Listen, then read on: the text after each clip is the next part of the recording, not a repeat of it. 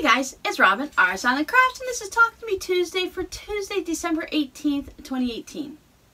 Christmas is next Tuesday. How are you guys doing on your handmade gifts and your shopping? I'm great at shopping. I get that done ahead of time. I like to have that done last minute, maybe Black Friday, or maybe I might need a little stocking stuffers, but I'm not even doing stocking stuffers this year. I got the kids a couple big gifts and then a few handmade ones. Now my handmade ones, I'm getting there. I have finished, well, okay, it's not finished, but I quilted my daughter's little bed runner. And we chose the icebergs for the back. Let me give you a little bit of a close-up. Now right here is the seam. So I didn't bother trying to match it up at all. So right here is the seam. I'll put it right there in the middle of my face. And I think it works out pretty well. I'll show it to you in a close-up in a second. I don't think it's going to be noticeable, like the icebergs don't all match up or anything like that, so it'll be fine. And it's really close to where I was quilting it anyways, so it's... I doubt my daughter's going to even flip it over. I'm sure she's going to keep it on this side. So here's a close-up where the seam is. I mean, if you really look at it, you can see that it's obvious that thing has got chopped off. But this fabric is busy enough in the back with all the swirls of water and the different icebergs that if I were to ask my daughter to look for the seam, she probably wouldn't find it right off. Let me show you the quilting. Now I decided to go with some straight line quilting, and it has become organic quilting because it is not straight.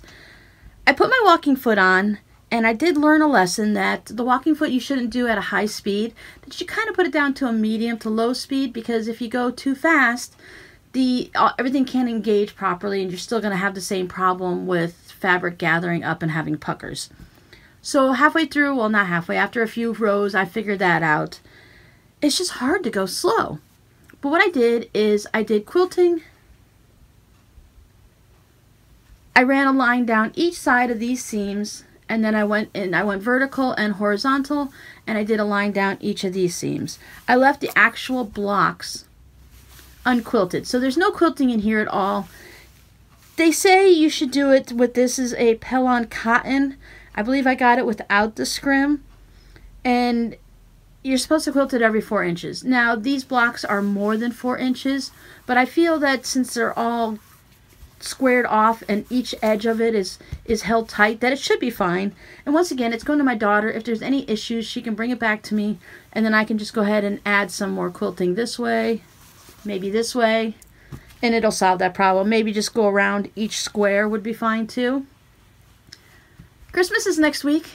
It's not getting that far quilted. I thought it'd be quicker if I did some straight line quilting versus the free motion, and I was wrong.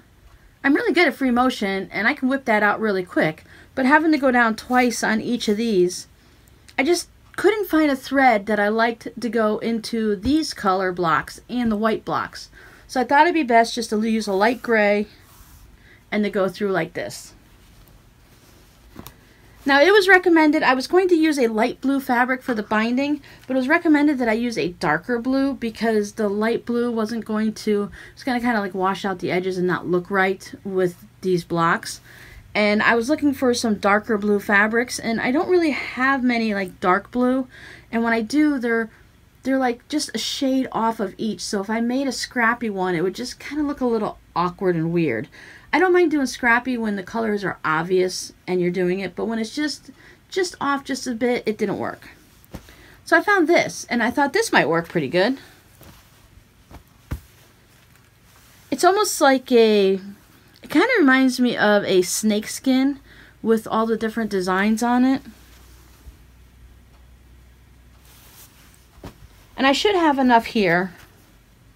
I might have a yard, I'm not sure, I haven't checked it.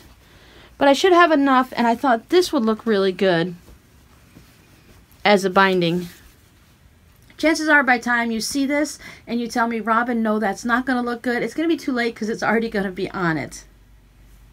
It's getting close to Christmas, guys. I got to get these projects finished off. Once again, if my daughter says, ooh, that's really crazy, then I could just bring it home and change. Well, no, if she's going to say it was crazy, I'm going to tell her just to deal with it, because I found a stitch on my Juki and it has stars. So I thought I would go ahead and do this all by machine. You know, stitch it to the binding to the back, bring it to the front, and then put this star design that goes down the binding. I'll have to get some pictures or video of it before I give it to her next week so that you guys can see. I'm going to test it out first and see what it looks like, but I'm hoping I can get it small enough to just go right down the binding.